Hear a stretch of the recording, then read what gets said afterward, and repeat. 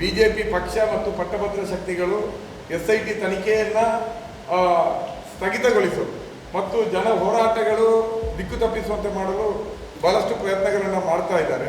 ಎಲ್ಲಿವರೆಗೆ ಅಂದರೆ ಕುಡಿದು ಬಾರ್ನಲ್ಲಿ ಕೂತವರು ಕೂಡ ಮಾತಾಡಲಿಕ್ಕಿಲ್ಲ, ಅಷ್ಟು ಕೆಟ್ಟದಾಗಿ MLAಗಳು ವಿಧಾನಸೌಧದಲ್ಲಿ BJP ಪಕ್ಷದವರು ಮಾತಾಡ್ತಾರೆ. ಅವ್ರು ಹೇಳಿದ್ದಕ್ಕೆ ಕಾಂಗ್ರೆಸ್ನವರು ಚಪ್ಪಾಳೆ ಹೊಡಿತಾರೆ ಅಂತಾದರೆ ಇದಕ್ಕಿಂತ ಕೆಟ್ಟ ಸಂಪ್ರದಾಯ, ಕೆಟ್ಟ ಕೊಳಕನ್ನು ನಾವು ಇಷ್ಟರವರೆಗೆ ನಮ್ಮ ಚರಿತ್ರೆಯಲ್ಲಿ ನೋಡಿದ್ದಿರಲಿಕ್ಕಿಲ್ಲ.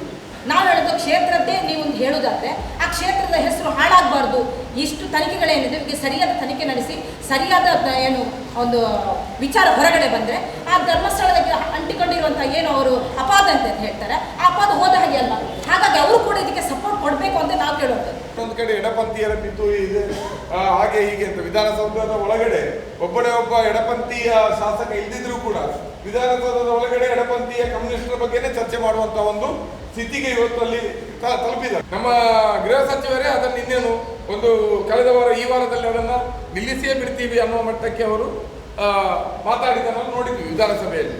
ಆದರೆ SITಗೆ ಇರುವಂಥ ಅಧಿಕಾರ ವ್ಯಾಪ್ತಿಯ ಇದರಲ್ಲಿ ಅದನ್ನು ನಿಲ್ಲಿಸಲಿಕ್ಕೆ ಆಗಲಿಲ್ಲ ಅನ್ನುವಂಥದ್ದು ಬೇರೆ. ಆದರೆ ಈ ಎಲ್ಲವೂ ಕೂಡ ಆ ಆಳುವ ಪಕ್ಷದ ಉಪಮುಖ್ಯಮಂತ್ರಿಯ ಈ ತನಿಖೆ ಇನ್ನೊಂದು ಮತ್ತೊಂದರ ವಿರುದ್ಧ ಹಿಂದೆ ಷಡ್ಯಂತ್ರಗಳಿದೆ ಅಂತೆಲ್ಲ ಮಾತಾಡಿರುವಂಥದ್ದು SIT ಮೇಲೆ ಪರಿಣಾಮ ಆಗುವ ಸಾಧ್ಯತೆಗಳಿದೆ.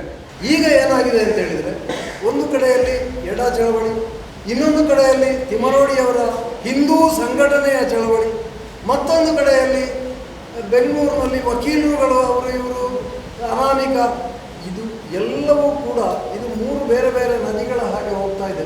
ಇದನ್ನು ಕ್ರೋಢೀಕರಿಸಲಿಕ್ಕೆ ಏನು ಮಾಡಬಹುದು? ಇದು ಅತ್ಯಂತ ಪ್ರಾಮುಖ್ಯವಾದಂಥ ವಿಚಾರ.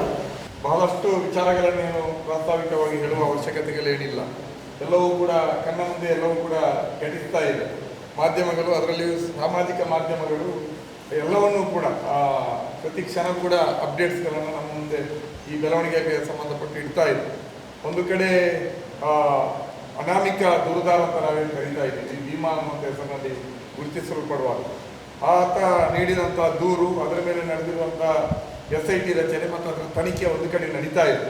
ಅದರ ವಿರುದ್ಧ ಮತ್ತು ಪರ ಚರ್ಚೆಗಳು ಕೂಡ ನಡೀತಾ ಇದೆ. ಬಹಳ ಪ್ರಧಾನವಾಗಿ BJP ಪಕ್ಷ ಮತ್ತು ಪಟ್ಟಭದ್ರ ಶಕ್ತಿಗಳು SIT ತನಿಖೆಯನ್ನು ಸ್ಥಗಿತಗೊಳಿಸಲು ಮತ್ತು ಜನ ಹೋರಾಟಗಳು ದಿಕ್ಕು ತಪ್ಪಿಸುವಂತೆ ಮಾಡಲು ಬಹಳಷ್ಟು ಪ್ರಯತ್ನಗಳನ್ನು ಮಾಡ್ತಾ ಇದ್ದಾರೆ.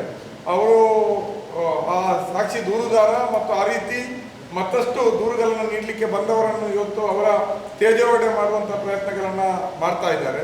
BJP ಅಂತೂ ವಿಧಾನಸಭೆಯ ಒಳಗಡೆ SIT ವಿರುದ್ಧವೇ ಹೋರಾಟವನ್ನು ಮಾಡಿ ನಾವು SITಯ ತನಿಖೆ ವಿರುದ್ಧ ಅಲ್ಲ ಅಂತ ಇನ್ನೊಂದು ಕಡೆ ಮಾತಾಡುವಂಥದ್ದನ್ನು ಕೂಡ ನಾವು ನೋಡ್ತಾ ಇದ್ದೀವಿ.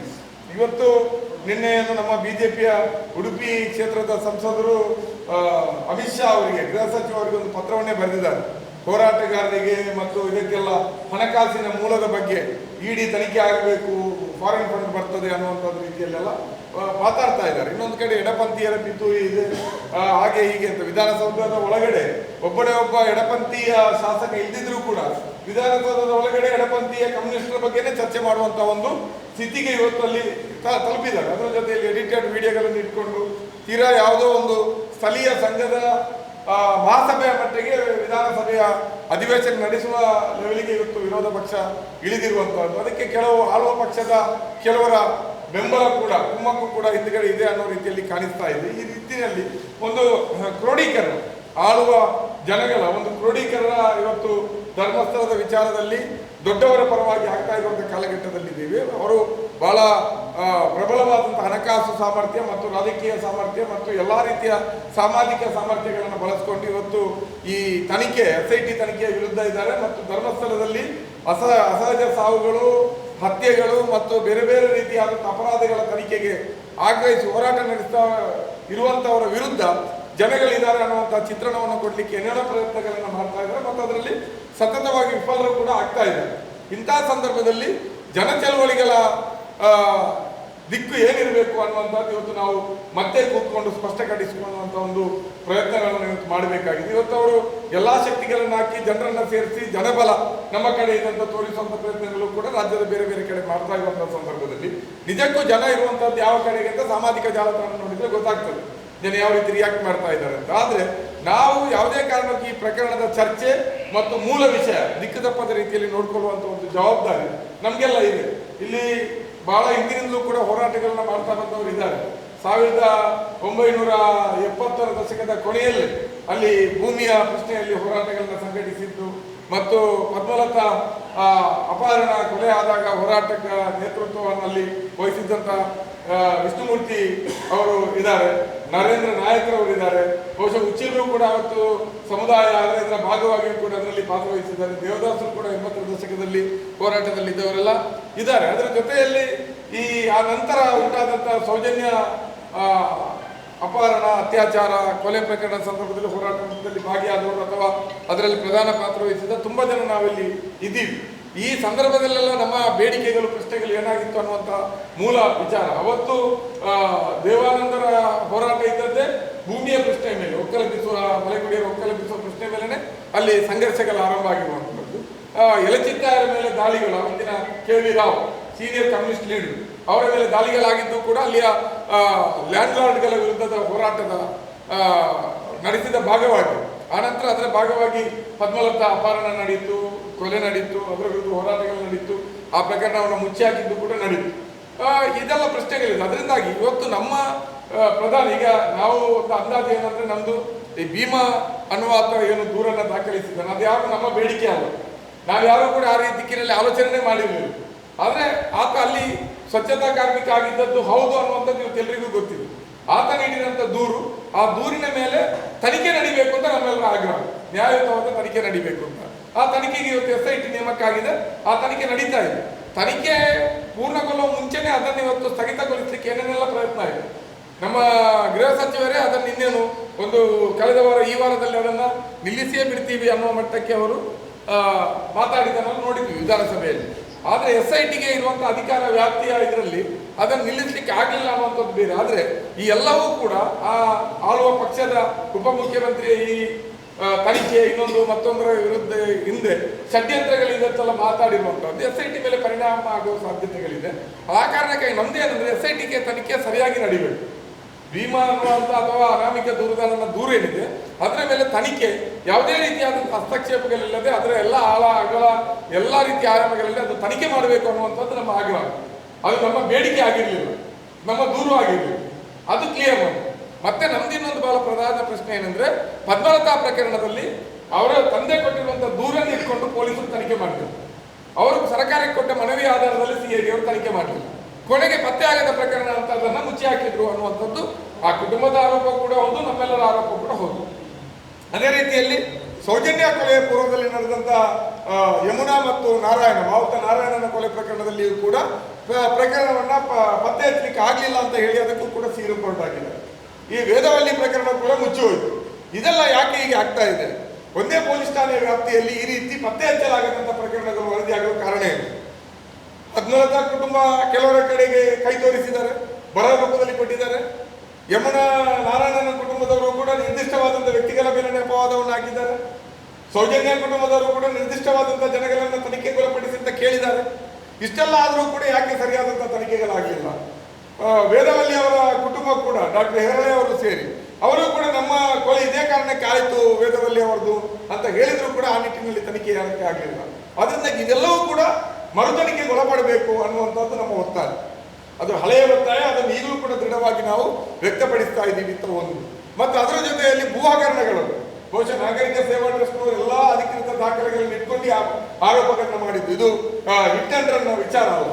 ಅದರಿಂದಾಗಿ ಭೂ ಹಗರಣ ಮತ್ತು ಈ ಕೊಲೆಗಳಿಗೂ ಕೂಡ ಸಂಬಂಧಗಳಿದೆ ಅಂತ ಜನ ಮಾತಾಡ್ಕೊಳ್ತಾರೆ, ಇರುವ ಸಾಧ್ಯತೆಗಳಿದೆ. ಅದರಿಂದಾಗಿ ಅಲ್ಲಿ ನಡೆದಿರುವಂಥ ಭೂ ಹಗರಣಗಳು 4 ದಶಕಗಳಲ್ಲಿ ಭೂ ದಾಖಲೆಗಳಲ್ಲಿ ಹೇಗೆ ವರ್ಗಾವಣೆ ಆಗಿದೆ ಅನ್ನುವಂಥದ್ದು ಅಲ್ಲಿಯ ಸಬ್ ರಿಜಿಸ್ಟ್ರಾರ್ ಕಚೇರಿಯಿಂದ ಹಿಡಿದು ಎಲ್ಲವೂ ಕೂಡ ತನಿಖೆಗೆ ಒಳಪಡಬೇಕು. ಭೂ ಹಗರಣಗಳು, ಯಾರಿಂದ ಭೂಮಿಯನ್ನು ಬಲವಂತವಾಗಿ ಕಿತ್ಕೊಳ್ಳಲಿಕ್ಕಾಗಿದೆ, ಯಾವ ಸರ್ಕಾರಿ ಜಮೀನುಗಳು ಒತ್ತುವರಿ ಮಾಡಲ್ಪಟ್ಟಿದೆ, ಇದೆಲ್ಲವೂ ಕೂಡ ತನಿಖೆಗೆ ಒಳಪಡಬೇಕು ಅನ್ನುವಂಥದ್ದು. ಅದರ ಜೊತೆಯಲ್ಲಿ ಇನ್ನು ಆರ್ಥಿಕ ಅಪರಾಧಗಳು. ಇವತ್ತು ಗ್ರಾಮೀಣಾಭಿವೃದ್ಧಿಯ ಹೆಸರಿನಲ್ಲಿ ಮೈಕ್ರೋ ಫೈನಾನ್ಸ್ ನಡೆಸ್ತಾರೆ ಮತ್ತು ಆ ಮೈಕ್ರೋ ಫೈನಾನ್ಸ್ನಲ್ಲಿ ಅತಿ ಹೆಚ್ಚು ಬಡ್ಡಿಯನ್ನು ವಸೂಲಿ ಮಾಡ್ತಾರೆ. ಆ ಬಡ್ಡಿ ವಸೂಲಿ ಮಾಡಲಿಕ್ಕೆ ಎಲ್ಲ ರೀತಿಯಾದಂಥ ಒಂದು ಖಾಸಗಿ ಫೈನಾನ್ಸ್ಗಳು ಯಾವ ದಾರಿಯಲ್ಲಿ ಮಾಡ್ತಾರೋ ಅದಕ್ಕಿಂತಲೂ ಒಂದು ಅಗ್ರೆಸಿವ್ ಆದಂಥ ಆಕ್ರಮಣಕಾರಿಯಾದಂಥ ದಾರಿಯಲ್ಲಿ ಸಾಲವನ್ನು ವಸೂಲಾತಿ ಮಾಡ್ತಾರೆ. ಆ ವಸೂಲಿಯ ಸಂದರ್ಭದಲ್ಲಿ ಹಲ್ಲೆಗಳು ಮತ್ತು ಆತ್ಮಹತ್ಯೆಗಳೆಲ್ಲ ಘಟಿಸಿರುವುದನ್ನು ಕೂಡ ನಾವು ಗಮನಿಸಿದ್ದೀವಿ. ಆ ನಿಟ್ಟಿನಲ್ಲಿ ಕರ್ನಾಟಕದ ಹಲವು ಪೊಲೀಸ್ ಠಾಣೆಗಳಲ್ಲಿ ದೂರುಗಳು ದಾಖಲಾಗಿದೆ. ಯಾವುದು ಕೂಡ ಇದು ಕೂಡ ಹಿಟ್ ಅಂಡ್ ರನ್ ಅಲ್ಲ. ಅದರಿಂದಾಗಿ ಈ ಆರ್ಥಿಕ ಅಪರಾಧಗಳೇನಿದೆ ಇದು ಕೂಡ ತನಿಖೆಗೊಳಪಡಬೇಕು. ಇದೆಲ್ಲವನ್ನು ಕೂಡ ಈಗಿರುವಂಥ SIT ಏನಿದೆ ಅದರ ವ್ಯಾಪ್ತಿಗೆ ತನ್ನಿ ಅಂತ ನಮ್ಮದು ಬೇಡಿಕೆ ಇದೆ. ಆ ಬೇಡಿಕೆಯ ಜೊತೆಯಲ್ಲಿ ನಿಮಗೆ ಆ SITಗೆ ತರಲಿಕ್ಕೆ ಸಾಧ್ಯ ಆಗಲಿಲ್ಲ ಅಂದರೆ ಹೊಸದಾದಂಥ ಒಂದು ತನಿಖಾ ತಂಡವನ್ನು ರಚಿಸಿ ಈ ಪತ್ತೆಯಾಗದಂಥ ಕೊಲೆ, ಅತ್ಯಾಚಾರ, ಅಪಹರಣ ಪ್ರಕರಣಗಳು ಮತ್ತು ಅದರ ಜೊತೆಯಲ್ಲಿ ಹಣಕಾಸು ಅಪರಾಧ ಮತ್ತು ಭೂ ಹಗರಣಗಳನ್ನು ಕೂಡ SIT ಒಳಗಡೆ ಹೊಸ ತನಿಖಾ ತಂಡದ ವ್ಯಾಪ್ತಿಗೆ ತರಬೇಕು ಅನ್ನುವಂಥದ್ದು ಕೂಡ ಒಂದು ಚರ್ಚೆ ಇವತ್ತು ರಾಜ್ಯದ ಎಲ್ಲ ಕಡೆ ನಡೀತಾ ಇರುವಂಥದ್ದು. ಮತ್ತು ಇವತ್ತು ಮೊನ್ನೆ ಬಿಡುಗಡೆ ಆದಂಥ ದಾಖಲೆಗಳ ಪ್ರಕಾರ ಆ ಗ್ರಾಮದಲ್ಲಿ ವಸತಿ ಗೃಹಗಳಲ್ಲಿ ಸೇರಿಕೊಂಡು ಅಸಹಜ ಸಾವುಗಳಾದಂತಹ ಸಂದರ್ಭದಲ್ಲಿ ನಿಯಮಗಳನ್ನು ಪಾಲಿಸದೆ ತರಾತುರಿಯಲ್ಲಿ ಪೊಲೀಸರು ಮತ್ತು ಗ್ರಾಮ ಪಂಚಾಯತ್ ಶವಗಳನ್ನು ವಿಲೇವಾರಿ ಮಾಡಿರುವಂತಹದ್ದು ಕೂಡ ಬಹಳಷ್ಟು ವರದಿಗಳಾಗಿದೆ. ಒಂದೇ ದಿನದಲ್ಲಿ ಮಾಡಿರುವಂತಹದ್ದು ಗುರುತು ಪತ್ತೆಗೆ ಪ್ರಯತ್ನಗಳನ್ನು ಮಾಡಲು. ಈ ನಿಟ್ಟಿನಲ್ಲಿಯೂ ಕೂಡ ಇದರಲ್ಲಿ ಯಾಕೆ ಇಂಥ ತಪ್ಪುಗಳಾಗಿದೆ ಅನ್ನುವಂಥದ್ದು ಕೂಡ ತನಿಖೆಯ ವ್ಯಾಪ್ತಿಗೆ ಬರಬೇಕು ಅನ್ನುವಂಥದ್ದು ಬೇಡಿಕೆಗಳಿದೆ. ಈ ಹಿನ್ನೆಲೆಯಲ್ಲಿ ನಾವು ಇವತ್ತು ಇಲ್ಲಿ ನಡೀತಾ ಇದೆ, ನಾಳೆ ಬೆಂಗಳೂರಿನಲ್ಲಿ ನಡೀತದೆ ಸಭೆ, ರಾಜ್ಯದ ಬೇರೆ ಬೇರೆ ಕಡೆ ಕೂಡ ಸಭೆಗಳು ನಡೆದು ಮುಂದಿನ ದಿನಗಳಲ್ಲಿ ನಾವು ಆ ನಿಟ್ಟಿನಲ್ಲಿ ಒಂದು ಹೋರಾಟಕ್ಕೆ ಒಂದು ಸಂಘಟಿತವಾದಂಥ ಮತ್ತು ಎಲ್ಲ ದಾರಿಗಳು ಕೂಡ ಈ ನಿಟ್ಟಿನಲ್ಲಿ ಒಂದು ಕಡೆ ಬಂದು ಹೋರಾಟವನ್ನು ಸಂಘಟಿಸಬೇಕು ಅನ್ನುವಂಥದ್ದು ನಮ್ಮ ಆಲೋಚನೆಗಳಿದೆ. ಆವತ್ತು ಆ ರೀತಿ ಇಲ್ಲದೇ ಇರುವಾಗಲೂ ಅಷ್ಟು ಇದು ಯಾಕೆ ಆಯಿತು ಅಂತ ಹೇಳಿದರೆ ಬೇರೆ ಎಲ್ಲ ರೀತಿಯ ಅಲ್ಲಿಯ 400 ಜಿಲ್ಲೆಯ ಅಸಹಜ ಸಾವುಗಳು ಹೊರಗಿನವರ ಮೇಲಾಗಿದೆ.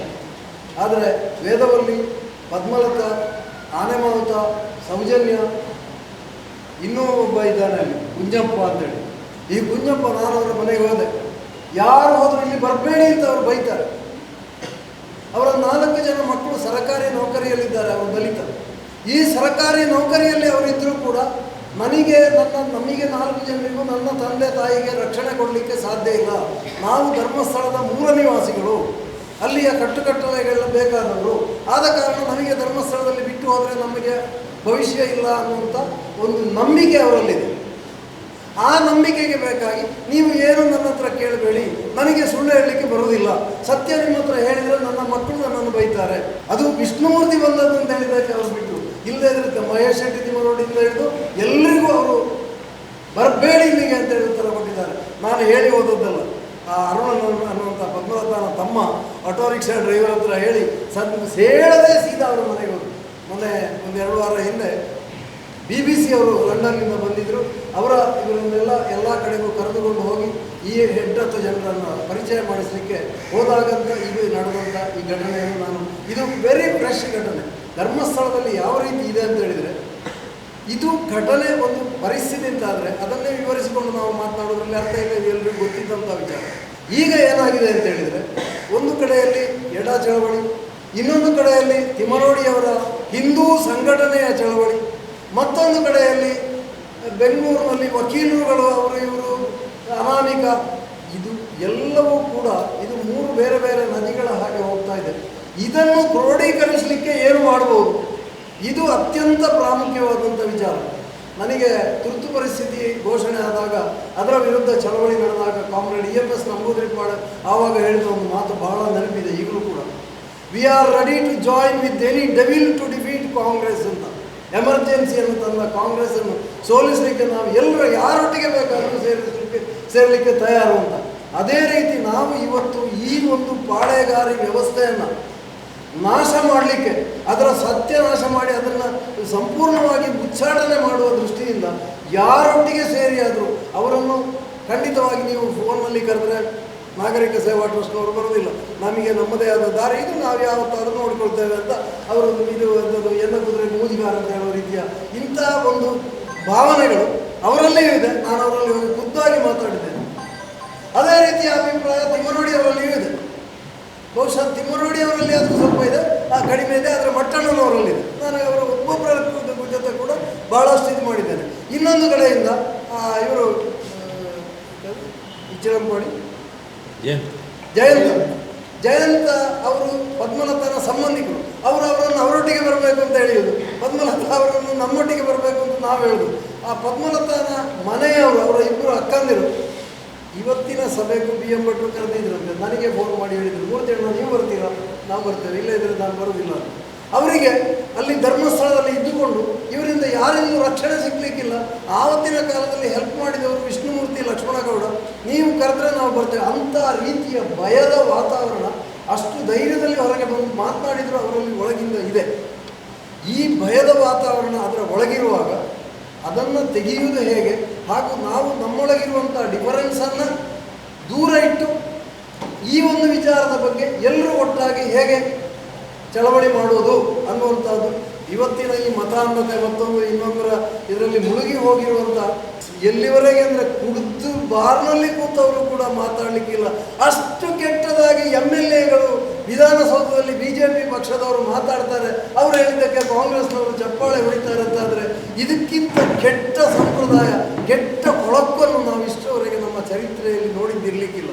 ವಿಧಾನಸಭೆಗೆ ಒಂದು ಗೌರವ ಗತ್ತು ಅದರದ್ದೇ ಆದಂಥ ಸ್ಥಾನಮಾನಗಳೆಲ್ಲ ಇದೆ.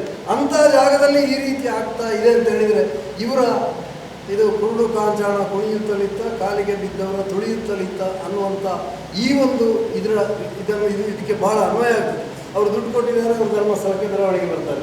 ಇಂಥ ಎಲ್ಲ ಬೆಳವಣಿಗೆಗಳನ್ನು ಮೀರಿ ನಿಲ್ಲುವುದಕ್ಕೆ ಜನ ತಯಾರಾದಂಥ ಈ ಸಂದರ್ಭವನ್ನು ಈ ಎಲ್ಲ ವಿಭಾಗಗಳನ್ನು ಒಟ್ಟು ಸೇರಿಸಿ ಈ ಚಳವಳಿಯನ್ನು ಮುಂದೆ ಕೊಂಡು ಹೋಗುವುದಕ್ಕೆ ಹೆಚ್ಚಿನ ವಿಚಾರಗಳು ನಮಗೆ ಯೂಟ್ಯೂಬ್ನಲ್ಲಿ ಬೇಕಾದಷ್ಟು ಬರ್ತದೆ, ಇಲ್ಲಿ ವಿವರಿಸಬೇಕಾದ ಅಗತ್ಯ ಇಲ್ಲ.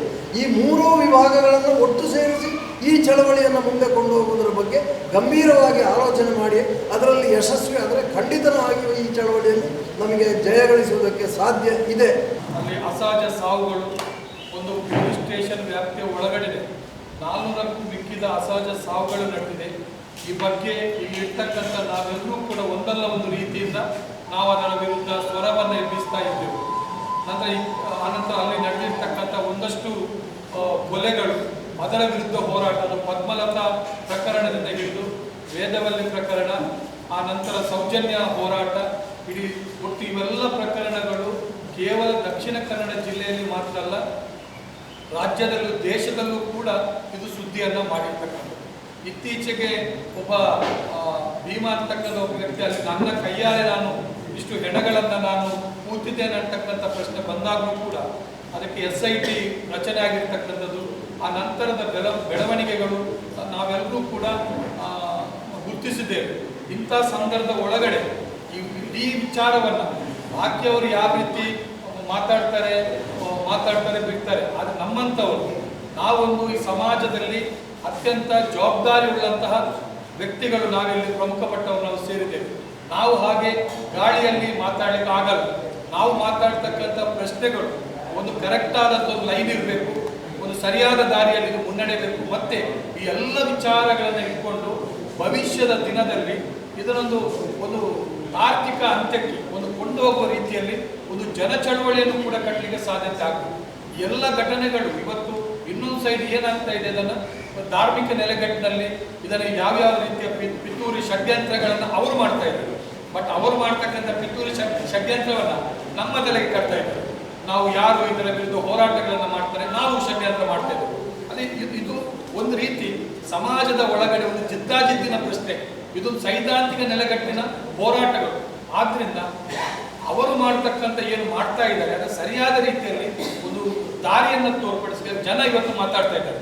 ಎಲ್ಲ ಕಡೆಗಳಲ್ಲೂ ಜನ ಇವತ್ತು ದೊಡ್ಡ ಮಟ್ಟದಲ್ಲಿ ಮಾತಾಡ್ತಾರೆ. ಅಂಥ ಜನರಿಗೆ ಸರಿಯಾದ ಒಂದು ವಸ್ತುನಿಷ್ಠವಾದಂತಹ ಒಂದು ವಿಚಾರವನ್ನು ನಾವುಗಳು ಹೇಳಲಿಕ್ಕೆ ಸಾಧ್ಯ ಇದೆ. ಯಾಕಂದರೆ ನಾವು ಹೇಳಿದರೆ ಜನ ಕೇಳ್ತಾರೆ.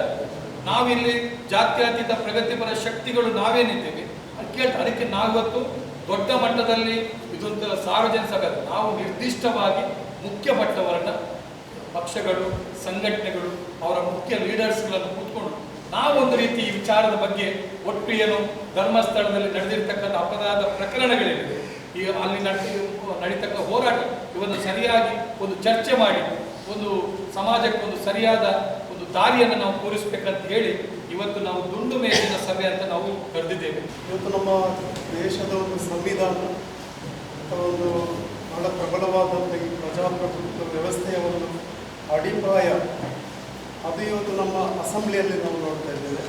ಒಂದು ಜವಾಬ್ದಾರಿಯಿಂದ ಮಂತ್ರಿಗಳು ಅಥವಾ ಶಾಸಕರು ಯಾವ ರೀತಿಯ ಒಂದು ಅವರು ಮಾತಾಡುವಂಥ ಶೈಲಿ ಅಥವಾ ಅಲ್ಲಿ ಚರ್ಚೆ ಆಗುವಂಥ ಒಂದು ವಿಷಯಗಳು ಅದು ಕೊನೆಯ ಒಂದು ಯಾವ ಹಂತಕ್ಕೆ ತಲುಪ್ತಾ ಇದೆ ಅನ್ನೋದನ್ನು ಕೂಡ ನಾವು ನೋಡ್ತೀವಿ. ಈ ಮಧ್ಯೆ ನಾವೆಲ್ಲರೂ ಕೂಡ ಇದಕ್ಕಿಂತ ಭಿನ್ನವಾಗಿ ಈ ದೇಶದ ಒಂದು ಸಂವಿಧಾನದ ಚೌಕಟ್ಟನ್ನು ಅದು ರಕ್ಷಣೆ ಆಗಬೇಕು ಅಥವಾ ಒಂದು ಅನ್ಯಾಯದ ವಿರುದ್ಧ ನಾವು ನಡೆಸುವಂಥ ಒಂದು ಹೋರಾಟ, ಇದೊಂದು ಸತ್ಯ ವಿಚಾರವನ್ನು ನಾವು ಪ್ರತಿಪಾದನೆಯ ಮೂಲಕ ಅದನ್ನು ಪ್ರತಿಪಾದಿಸುವಂಥ ಹೋರಾಟ. ಇದು ಇವತ್ತು ನಿನ್ನೆದಲ್ಲ. ಇವತ್ತು SIT ತನಿಖೆ ಆದ ನಂತರ ಒಂದು ಅನಾಮಿಕನ ದೂರುದಾರಣ ಹಿನ್ನೆಲೆಯಲ್ಲಿ ನಡೆಯುವಂಥ ಹೋರಾಟ ಅಲ್ಲ. ಅದಕ್ಕಿಂತ ಮುಂಚೆ ನ್ಯಾಯದ ಪರವಾಗಿ ದಶಕಗಳ ಹೋರಾಟ ಮಾಡಿದೆ. ಅದರಲ್ಲಿ ಭಾಗವಹಿಸಿದವರು ಹಲವಾರು ಜನ. ಅದರಲ್ಲಿ ಆ ಊರಿನಲ್ಲೇ ಬೆಳೆದು ರೇಟು ತಿಂದವರು, ಬೇರೆ ಬೇರೆ ಕೇಸ್ ಇದನ್ನೆಲ್ಲ ಎದುರಿಸಿದವರು ಈ ಸಭೆಯಲ್ಲಿದ್ದಾರೆ. ಇವತ್ತು ಇಂಥ ಒಂದು ಸಂದರ್ಭದಲ್ಲಿ ಈ ನಮ್ಮ ದೇಶದ ಒಂದು ಕಾನೂನಿನ ಚೌಕಟ್ಟಿನ ಅಡಿಯಲ್ಲಿ ಯಾರೇ ತಪ್ಪಿತಸ್ಥರಿರಲಿ, ಅಪರಾಧ ಎಸಗಿದವರಿರಲಿ, ಅವರಿಗೆ ಒಂದು ನ್ಯಾಯ, ಇನ್ನೊಬ್ಬರಿಗೆ ಒಂದು ನ್ಯಾಯ ಅನ್ನುವಂಥದ್ದು ಇರಬಾರ್ದು.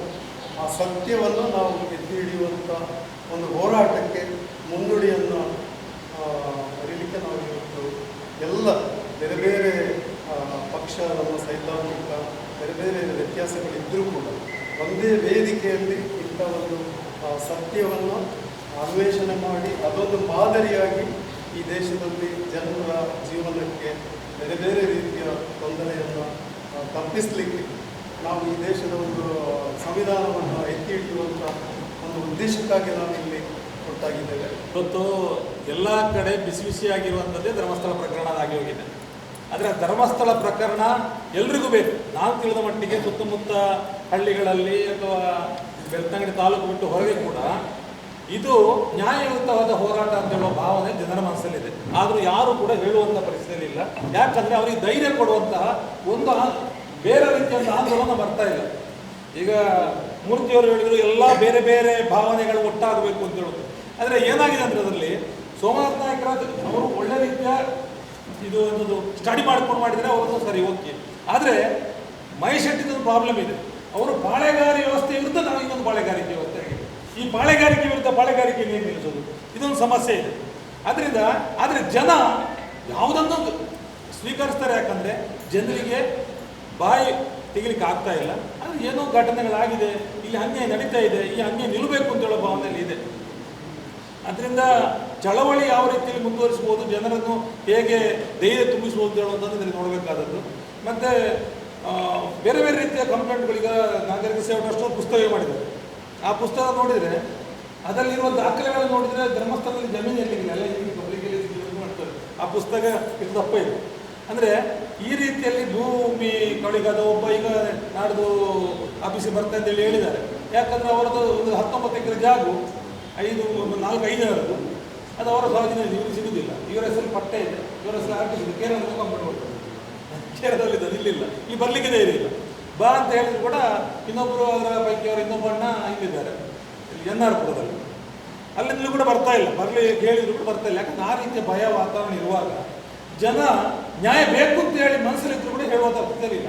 ಆ ಧೈರ್ಯ ತರಿಸುವಂಥ ಕೆಲಸ ನಾವೆಲ್ಲರೂ ಕೂಡ ಮಾಡಲಿಕ್ಕೆ ಸಾಧ್ಯ ಆಗಬೇಕು. ಧರ್ಮಸ್ಥಳದ ಬಗ್ಗೆ ಮಾತಾಡುವಾಗ ಏನೋ ಕೆಲವರಿಗೆ ಭಯ ಇರ್ತದೆ. ನಮ್ಮ ಅಸೆಂಬ್ಲಿಯಲ್ಲಿ ನೋಡಿ ಗಮನಿಸಿದ್ದೀವಿ, ಅವರಿಗೆ ವಿಷಯ ಗೊತ್ತಿದೆ. ಧರ್ಮಸ್ಥಳದಲ್ಲಿ ಏನೇನೆಲ್ಲ ನಡೆದಿದೆ, ಏನು ನಡೆಯುತ್ತೆ ವಿಷಯ ಗೊತ್ತಿದ್ರು ಕೂಡ ಅದರ ವಿರುದ್ಧ ಆ ಘಟನೆ ಬಗ್ಗೆ ಯಾರು ಕೂಡ ಸ್ಪಷ್ಟವಾಗಿ ಮಾತಾಡ್ತಾರೆ. ಅಂದರೆ ಧರ್ಮಸ್ಥಳಕ್ಕೆ ಅವಮಾನ ಆಗುತ್ತೆ, ಮಂಜುನಾಥನಿಗೆ ಅವಮಾನ ಆಗ್ತಾನೆ ದೃಷ್ಟಿಯಿಂದಲೇ ಇದ್ದಾರೆ. ನೀವು ನೋಡಿ, ಸುಮಾರು ಈಗ ತಿಳ್ಕೊಂಡ ಪ್ರಕಾರ 800-900 ವರ್ಷದ ಇತಿಹಾಸ ಇದೆ ಯಾವ ಧರ್ಮಸ್ಥಳಕ್ಕೆ. ಈ ರಾಜ್ಯದ ಬೇರೆ ಬೇರೆ ಕಡೆಯಿಂದ ಜನ ಹೋಗ್ತಾರೆ, ಸರಿ, ಸಂತೋಷ.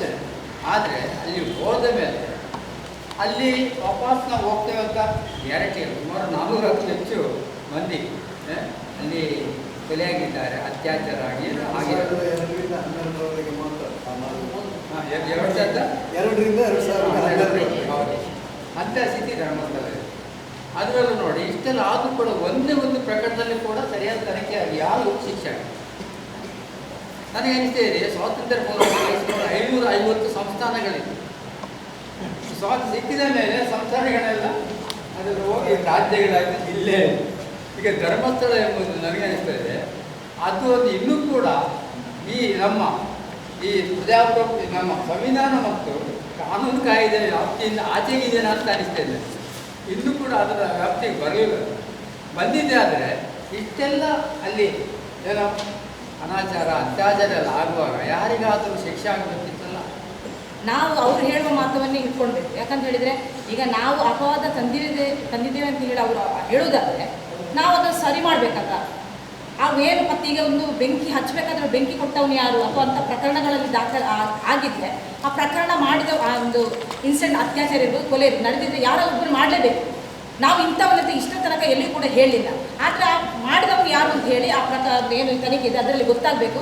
ಅದರ ಜೊತೆಗೆ ನಾವು ಹೇಳಬೇಕು. ನೀವು ಈಗ ಯಾವ ಭ್ರಷ್ಟಾಚಾರ ಕ್ಷೇತ್ರಕ್ಕೆ ನಾವು ಹೇಳಿಲ್ಲ, ನಾವು ಹೇಳೋದು ಧರ್ಮಸ್ಥಳದ ಬಗ್ಗೆ ಮಾತ್ರ, ಅದು ಗ್ರಾಮದ ಹೆಸರಾಗಿರ್ತದೆ. ಕ್ಷೇತ್ರಕ್ಕೆ ಸಂಬಂಧ ನಾವು ಎಲ್ಲೂ ಕೂಡ ಮಾತಾಡಲಿಲ್ಲ, ಇಷ್ಟ ತನಕ ಮಾತಾಡಲಿಲ್ಲ. ನಾವು ಹೇಳೋದು ಕ್ಷೇತ್ರದ್ದೇ ನೀವು ಒಂದು ಹೇಳೋದಾದರೆ ಆ ಕ್ಷೇತ್ರದ ಹೆಸರು ಹಾಳಾಗಬಾರ್ದು. ಇಷ್ಟು ತನಿಖೆಗಳೇನಿದೆ ಇದಕ್ಕೆ ಸರಿಯಾದ ತನಿಖೆ ನಡೆಸಿ ಸರಿಯಾದ ಏನು ಒಂದು ವಿಚಾರ ಹೊರಗಡೆ ಬಂದರೆ ಆ ಧರ್ಮಸ್ಥಳಕ್ಕೆ ಅಂಟಿಕೊಂಡಿರುವಂಥ ಏನು ಅವರು ಅಪವಾದ ಅಂತ ಹೇಳ್ತಾರೆ ಆ ಅಪವಾದ ಹೋದ ಹಾಗೆ ಅಲ್ಲ. ಹಾಗಾಗಿ ಅವರು ಕೂಡ ಇದಕ್ಕೆ ಸಪೋರ್ಟ್ ಕೊಡಬೇಕು ಅಂತ ನಾವು ಕೇಳೋದು. ಮತ್ತು ಇನ್ನೊಂದಂದರೆ ಸಂತೋಷ್ ರಾವ್, ನಾನು ಹುಟ್ಟಿ ಬೆಳೆದದ್ದು ಹುಕ್ಕುಂದ ಗ್ರಾಮದಲ್ಲಿ. ಸೊ ಸಂತೋಷ್ ರಾವ್ 2099 10ನೇ ಕ್ಲಾಸ್ ಆಯಿತು. ಸೊ 5 ವರ್ಷ ನಾನು ಅವ್ರು ಪರಿಚಯದವರು. ಸೊ ಅವರು 4 ಮಂದಿ ಗಂಡು ಮಕ್ಕಳು. ಪ್ರಥಮದವ್ರ ಹೆಸರು ಗೊತ್ತಿಲ್ಲ, 2ನೇವರು ಸಂದೀಪ್, 3ನೇವನು ಸಂತೋಷ್ ರಾವ್, 4ನೇವನು ಸಂದೇಶ್. ಸೊ ನಾನು ಕಾರ್ಪೊರೇಟ್ ಮಣಿಪಾಲಕ್ಕೆ ಡಿಪ್ಲೊಮಾ ಮಾಡಿ ನಮ್ಮ ವಿಲೇಜ್ ಕಾರ್ಪೊರೇಟ್ ಬಸ್ ಸ್ಟ್ಯಾಂಡಿಂದ ಕೂತು ನಮ್ಮ ಮನೆಗೆ ಬಸ್ಸಲ್ಲಿ ಪ್ರಯಾಣಿಸಿ ಇಬ್ಬರು ಜೊತೆ ಹೋಗ್ತೇವೆ. ಯಾರು ಸಂದೇಶ್ ಬರ್ತಿದ್ದ, ಸಂದೀಪ್ ಬರ್ತಿದ್ದ, ಸಂತೋಷ್ ರಾವ್ ಬರ್ತಿದ್ದ, ಜೊತೆಗೆ ಕೂತ್ಕೊಂಡು ಬಸ್ಸಲ್ಲಿ ಹೋಗ್ತಿದ್ದೆ. ಈ ಘಟನೆ ಅಂದರೆ ಅವರು ITI ಆಗಿತ್ತು, ಇಲ್ಲಿ ಮೂಡಬಿದ್ರಲ್ಲಿ ITI ಆಗಿತ್ತು. ಅಣ್ಣಂದು ಮೂಡಬಿದ್ರಲ್ಲಿ ಡಿಪ್ಲೊಮಾ ಆಗಿತ್ತು ಸಂದೀಪಿದ್ದು. Sandesh Rao final degree BSc ಮಾಡ್ತಿದ್ದೆ ಗೋರ್ಮೆಂಟಲ್ಲಿ. ಸೊ ನಾವು ಒಂದು ಅಂದರೆ ಅವ್ರದ್ದು ಒಂದು ಕಾರ್ಕಳ ತಾಲೂಕು ಆಫೀಸ್ ನೆಕ್ಸ್ಟ್ ಹುಡ್ಕೋ ಕಾಲನಿ ಬಸ್ ಸ್ಟಾಪ್, ನಂದು ಬರೋದು ಅಂತ ನೆಕ್ಸ್ಟ್ ಬಸ್ ಸ್ಟಾಪ್ 2 ವರ್ಷ ಮುಂದೆ. ಸೊ ಬೇರೆ ಬೇರೆ ಟೈಮಲ್ಲಿ ಅಣ್ಣ ತಮ್ಮಂದ್ರೆ ನಮಗೆ ಸಿಗ್ತಿದ್ದು ಮಾತಾಡಲಿಕ್ಕೆ. ಅದಾಯಿತು ಅಂದರೆ 2011-12 ನಾನು ವಿದೇಶಕ್ಕೆ ಹೋದೆ. 12 ಈ ಘಟನೆ ಆಯಿತು, ಸೌಜನ್ಯದ ಕೊಲೆ ಘಟನೆ ಆಯಿತು. ಅದ ನಂತರ ಈ ಆರೋಪಿ ಸಂತೋಷ್ ರಾವ್ ಸಿಕ್ಕಿಬಿದ್ದೆ. ನಾನು ಪೇಪರಲ್ಲಿ ಉದಯವಾಣಿ ಈ ಪೇಪರ್ ಅದು ನೋಡ್ತಿದ್ದೆ, ಯಾವತ್ತೂ ವಿದೇಶದಲ್ಲಿ ಕೂತ್ಕೊಂಡು ನೋಡ್ತಿದ್ದೆ. ಆವಾಗ ನನ್ನ ಅತ್ತಮಷ್ಟು ಊರಲ್ಲಿ ಇರಬೇಕಿತ್ತು, ಅಥವಾ ನನ್ನ ಪತ್ನಿ ಜೊತೆಗೆ ನಾನು ಹೇಳಿದ್ದೆ ಈ ಸಂತೋಷ್ ರಾವ್ಗೆ ಪರಿಚಯ ಉಂಟು, ಇವನು ಅತ್ಯಾಚಾರ ಮಾಡಲಿಕ್ಕೆ ಸಾಧ್ಯವಿಲ್ಲ ಅಂತ ಹೇಳಿದ್ದೆ. ಯಾಕಂದರೆ ನಾವು 3-4 ವರ್ಷದ ಜೊತೆಗಿದ್ದವರು. ಯಾಕಂದರೆ ಅವನು ಬಸ್ಸಲ್ಲಿರುವಾಗ ನಾವು ಎಲ್ರಿಗೂ ಗೊತ್ತು, ಟಿವಿಯಲ್ಲಿ ಬಸ್ಸಲ್ಲಿ ಹೋಗಿ ಎಲ್ಲ ಹುಡುಗಿಯರಿಗೆ ತಮಾಷೆ ಮಾಡ್ತೇವೆ, ಅದು ಮಾಡ್ತೇವೆ. ಇವನು ಏನು ತಲೆ ಇತ್ತು ನೋಡೋದ ಹುಡುಗ. ಈ ಘಟನೆ ಆ ಥರ ಇತ್ತು ಅಂತ ಈವಾಗಲೂ ನಾನು ಹೇಳುದು. ನಾನು ಆವಾಗ ನನ್ನ ಅಕ್ಕನ ಹತ್ರ ಪತ್ನಿ ಹತ್ರ ಏನು ಹೇಳಿದ್ದೆ, ಸಂತೋಷ್ ರಾವ್ ಆರೋಪಿ ಅಲ್ಲ ಅಂತ ಹೇಳಿ. ಅದ ನಂತರ ಇದು ಖುಲಾಸೆ ಗೊಂಡಂತ ಹೇಳಿದೆ. ನಾನು 2012ರಲ್ಲಿ ಹೇಳಿದ್ದೆ ಸಂತೋಷ್ ರಾವ್ ಆರೋಪಿ ಅಲ್ಲ, ಯಾರೋ ಸೇರಿ ಅವನನ್ನು ಅಲ್ಲಿ ತಲುಪಿಸಿದ್ದಿರ್ಬೋದು ಅಂತ ನಾನೊಂದು ಮಾತನ್ನು ಹೇಳಿದ್ದೆ ನಮ್ಮ ಒಂದು ಸರ್ಕಲಲ್ಲಿ. ಅಂದರೆ ಅವರು ಸ್ವಲ್ಪ ಅಂದರೆ ಅವ್ರ ಪೇಪರಲ್ಲಿ ಸಹ ವಿಷಯ ಬಂದಿತ್ತು, ಅವ್ರ ಮಾನಸಿಕ ಅಸ್ವಸ್ಥ ಅಂತ ಸೆಂಟೆನ್ಸ್ ಬಂದಿದ್ದು ನೆನಪಿರ್ಬೋದಿಲ್ಲ.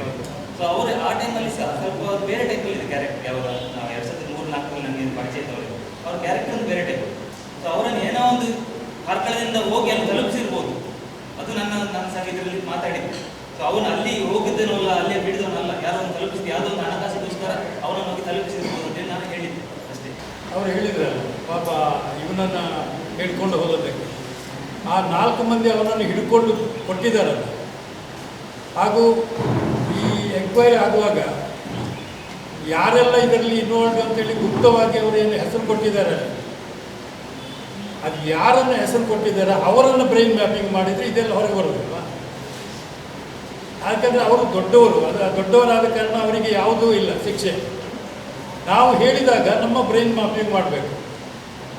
ಅವರದ್ದು ಯಾರು ಕ್ರೈಮ್ ಮಾಡಿದ್ದಾರೆ ಬಾಕಿದವರನ್ನು ಹಾಗೆ ಮಾಡೋದಿಲ್ವ? ಕ್ರೈಮ್ ಮಾಡಿದವರನ್ನು ಬ್ರೈನ್ ಮ್ಯಾಪಿಂಗ್ ಮಾಡಿ ಅವರಿಂದ ಸತ್ಯ ಹೊರಗೆ ಬರೋದಿಲ್ವ? ಆ ಸತ್ಯ ಹೊರಗೆ ಬರಿಸಬೇಕಾದ್ರೆ ಈ ದೊಡ್ಡವರೇ ಅದರಲ್ಲಿ ಇದ್ದಾರೆ. ಆ ದೊಡ್ಡವರಿಗೆ ಅದರ ಬ್ರೈನ್ ಮ್ಯಾಪಿಂಗ್ ಮಾಡಿದರೆ ನಮಗೆ ಸತ್ಯ ಹೊರಗೆ ಬರ್ತದಲ್ಲ, ಅದು ಒಂದು. ಎರಡನೇದಾಗಿ ಇತ್ತೀಚೆಗೆ ಈ ಮೈಕ್ರೋ ಫೈನಾನ್ಸ್ ಇವತ್ತು ಇಡೀ ಬ್ಯಾಂಕಿಂಗ್ ಇಂಡಸ್ಟ್ರಿಯಲ್ಲಿ ಬಹಳ ಸ್ಟ್ರಿಕ್ಟಾಗಿ ರಿಸರ್ವ್ ಬ್ಯಾಂಕಿದ್ದು ಗೈಡ್ಲೈನ್ಸ್ ಇದೆ. ಏನಂತ ಹೇಳಿದರೆ ನೀವು ಬೆಳಿಗ್ಗೆ ಮತ್ತು ಸಂಜೆ 5 ಗಂಟೆಯ ನಂತರ ಬೆಳಿಗ್ಗೆ 7 ಗಂಟೆ ಒಳಗಡೆ ಯಾರೂ ರಿಕವರಿಗೆ ಹೋಗಬಾರ್ದು. ರಿಕವರಿಗೆ ಹೋದರೆ ಬಹಳ ಗಟ್ಟಿಯಾಗಿ ಗದ್ದಲವಾಗಿ ಅವರಿಗೆ ಮಾನಭಂಗ ಬರುವಂಥ ಯಾವುದೇ ವಿಷಯವನ್ನು ಅಲ್ಲಿ ಮಾತಾಡಬಾರ್ದು. ಅವರ ಹತ್ರ ಜಸ್ಟ್ ರಿಕ್ವೆಸ್ಟ್ ಮಾಡಿ ಅವರಿಂದ ಹಣ ಕೊಟ್ಟರೆ ಅವರು ತಗೊಂಡು ಬರಬೇಕು, ಇಲ್ಲಂದರೆ ಎಲ್ಲ ಕಾಗದ ಮುಖಾಂತರ ಮಾಡಬೇಕು ಅಂತ ಹೇಳಿದೆ. ಪತ್ತೆಯಾಗದ 30 ವರ್ಷದ ಹಿಂದಿನ ಅಪರಾಧಿಯನ್ನು ಪತ್ತೆ ಆಡಿದೆ ಅಂತ ಹೇಳುವ ಈ ಪೊಲೀಸ್ ಇಲಾಖೆಗೆ ಇದನ್ನು ಪತ್ತೆ ಆಗಲಿಕ್ಕೆ ಸಾಧ್ಯ ಇದೆ. ಆದರೆ ಅಲ್ಲಿನ ಪ್ರಭಾವ ಸ್ಪಷ್ಟವಾಗಿಲ್ಲ. ಆದರೆ ನಾನು ಹೇಳೋದು EMS ನಂಬೂದಿನ ಪಡೆಗೆ ಹೇಳಿದ್ದು, ಸತ್ಯವನ್ನು ಸತ್ಯ ಅಂತ ಹೇಳಿದಾಗ ಎದುರಿರುವ ಎಷ್ಟೇ ದೊಡ್ಡ ಶಕ್ತಿ ಇರಲಿ, ಆದರೆ ಕೊನೆಗೆ ಸತ್ಯಕ್ಕೆ ನ್ಯಾಯ ಸಿಗ್ತದೆ ಅನ್ನೋ ನೆಲೆಗಟ್ಟಿನಲ್ಲಿ ಇವತ್ತು ಮೂರ್ತಿ ಹೇಳಿದ ಪ್ರಾರಂಭದ ಒಂದು ಮಾತು ಖಂಡಿತ ಕೂಡ ಎಲ್ಲ ಚಳವಳಿಯನ್ನು ಯಾವ ರೀತಿಯಲ್ಲಿ, ಯಾವ ಹಂತದಲ್ಲಿ, ಯಾವ ಮಾನದಂಡದಲ್ಲಿ ಒಟ್ಟು ಸೇರಿಸಬೇಕು ಎನ್ನುವಂಥದ್ರ ರೀತಿಯಲ್ಲಿ ರಾಜ್ಯದಲ್ಲಿ ಕೂಡ ಒಟ್ಟು ಸೇರಿಸುವ ರೀತಿಯಲ್ಲಿ ಹಾಗೂ ಒಂದು ಪ್ರಯತ್ನ ಆಗಬೇಕು. ನಿಜ ಕರಾವಳಿ ಪ್ರದೇಶದಲ್ಲಿ ಕೂಡ ಇವತ್ತು ಈ ಪ್ರಕರಣ ವಿಧಾನಸಭೆಯಲ್ಲಿ ಪ್ರಶ್ನೆ ಬಂದಾಗ ನನಗೆ ಈಗಲೂ ನೆನಪಾಗ್ತದೆ, ಇವತ್ತು ಅಸೆಂಬ್ಲಿಯಲ್ಲಿ ಶ್ರೀರಾಮ್ ರೆಡ್ಡಿ ಇರ್ತಿದ್ರೆ ಎಷ್ಟು ಚೆನ್ನಾಗಿ ಒಂದು 2 ಗಂಟೆ ಮಾತಾಡ್ಬೋದಿತ್ತು. ಇವತ್ತು ಇವರು ಎಲ್ಲ ವಿಧಾನಸಭೆಯಲ್ಲಿ ಮಾತಾಡುವ ಶಾಸಕರು ಸಾಮಾನ್ಯ ಪಂಚಾಯತ್ನಲ್ಲಿ ಕೂಡ ಪಂಚಾಯತ್ ಸದಸ್ಯನಾಗಲಿಕ್ಕೆ ಕೂಡ ಅರ್ಹತೆ ಇಲ್ಲ ಅನ್ನೋ ರೀತಿಯಲ್ಲಿ ಅವರ ಬಾಡಿ ಲ್ಯಾಂಗ್ವೇಜ್, ಅವರ ಮಾತು, ಅವರ ತಿಳುವಳಿಕೆ, ಅವರ ಮಟ್ಟ. ಒಬ್ಬ ಗೃಹ ಸಚಿವ ಅವ್ರಿಗೊಂದು PA ಇಲ್ವಾ, ಅವ್ರಿಗೆ ಬೇಕಾದಷ್ಟು ಮಾಹಿತಿ ಸಿಕ್ಕರು, ಗುಪ್ತಚರಕ್ಕೆ ಇಲಾಖೆ ಇಲ್ವಾ? ತಿಮ್ಮರೊಡ್ಡಿ 24 CM ಕೊಲೆ ಮಾಡಿದ್ದಾರೆ ಅನ್ನುವಂಥದ್ದು ಯಾರು ಹೇಳಿದ ಮನಸ್ಸಿಗೆ ಅದು ವಿಶ್ವಾಸದಲ್ಲಿ ಹೇಳ್ತಾರೆ ಅಂದರೆ ಯಾವ ಮಾನದಂಡಕ್ಕೆ ಮುಗಿದೆ ಹುಟ್ಟಿದೆ ಅನ್ನೋದನ್ನು. ಆದ್ದರಿಂದ ನಾನು ಹೇಳೋದು, ಇವತ್ತು ಇದು ಹೊಸವಾಡಿ ಹೇಳಿದಂಥದ್ದಲ್ಲಿ ನಾವು ವಿಶಾಲ ತಳಹದಿಯಲ್ಲಿ ಸತ್ಯವನ್ನು ಹೇಳುವ, ಸತ್ಯ ಬೇಕು ಎನ್ನುವವರಿಗೆ ಪತ್ತೆಯಾಗದ ಪ್ರಕರಣ ಏನಿದೆ ಅದು ಯಾರು ಕೊಲೆ ಮಾಡಿದ್ದು, ಯಾರು ಅತ್ಯಾಚಾರ ಮಾಡಿದ್ದು ಅನ್ನೋದರ ಪ್ರಕರಣ ಗೊತ್ತಾಗಬೇಕಂತ. ಮುಂದಿನ ದಿನಗಳಲ್ಲಿ ನಾವು ಯಾವ ರೀತಿಯಲ್ಲಿ ಇದು ಗಂಭೀರವಾಗಿ ಹೋರಾಟಗಳನ್ನು ಮಾಡಬೇಕು ಅನ್ನೋದರ ಬಗ್ಗೆ ನಾವೀಗ ಇಲ್ಲಿ ಮಾತಾಡಬೇಕಾಗುತ್ತೆ. ಮತ್ತು ನಾವು ಇವಾಗ ಧರ್ಮಸ್ಥಳದಲ್ಲಿ ಹೆಣ್ಣು ಮಕ್ಕಳ ಅಂದರೆ 80ರ ದಶಕದಿಂದ ಹಲವಾರು ಹೆಣ್ಣು ಮಕ್ಕಳ ಅಸಹಜ ಸಾವುಗಳು ನಡ್ತಿದೆ. ಒಂದು ಸೌಜನ್ಯ, ವೇದವಳ್ಳಿ, ಪದ್ಮಲತಾ, ಇದು ಮಾತ್ರ ನಾವೇನಂದ್ರೆ ಎಲ್ಲ ಎಷ್ಟು ಹೆಣ್ಣು ಮಕ್ಕಳ ಅಸಹಜ ಸಾವುಗಳು ನಡೆದಿದೆ ಅದು ಎಲ್ಲ ಹೆಣ್ಣು ಮಕ್ಕಳ ಮರುತನಿಕೆ ನಡೆಸಬೇಕೆನ್ನುವಂಥ ಒಂದು ಒತ್ತಾಯವನ್ನು ಮಾಡಿ ನಾವು ಒಂದು ಹೋರಾಟವನ್ನು ಮಾಡಬೇಕು. ಮತ್ತು ಅದರೊಟ್ಟಿಗೆ ಮೈಕ್ರೋ ಫೈನಾನ್ಸ್, ಅದರಲ್ಲೂ ಮಹಿಳೆಯರು ಅದರಲ್ಲಿ ತುಂಬ ಇದಾಗ್ತಾ ಇದ್ದಾರೆ ಅದರಲ್ಲಿ. ಮತ್ತು ಅಲ್ಲಿ ಭೂ ಹಗರಣ ಆಗಿರುವಂಥದ್ದು ಇದನ್ನು ಒಟ್ಟು ಸೇರಿಸಿ ಟೋಟಲಿ ನಾವು ಅಲ್ಲಿ ಆ ಧರ್ಮದಲ್ಲಾಗುವಂಥ ಎಲ್ಲ ದೌರ್ಜನ್ಯ, ಶೋಷಣೆ, ಕೊಲೆ ಇದರಿಂದ ಒಂದು ದೊಡ್ಡ ರೀತಿಯಲ್ಲಿ ಒಂದು ಹೋರಾಟವನ್ನು ಮಾಡಬೇಕು. ಅದರ ವಿಷಯದ ಗಂಭೀರವಾಗಿ ಚರ್ಚೆ ಆಗಬೇಕು ಅಂತ ನಾನು